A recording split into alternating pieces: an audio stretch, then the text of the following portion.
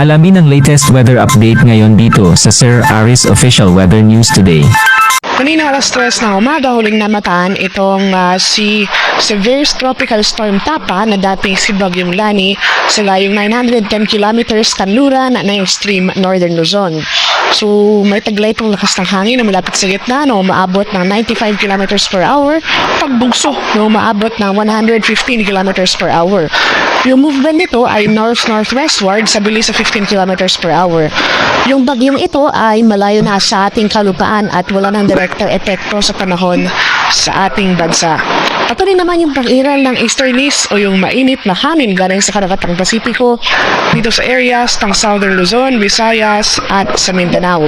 Posible itong magdulot ng mataas na tsansa ng mga kaulapan at pagulan ngayong araw dito sa silangang bahagi ng Visayas at sa Mindanao. Samantala, sa Metro Manila at talalabing bahagi na ating bansa magpapatuloy itong generaling maliwalas sa panahon, maliban na lamang sa mga pulupulong pagulan na may pagkulog at pagkilat na dulot ng localized thunderstorms.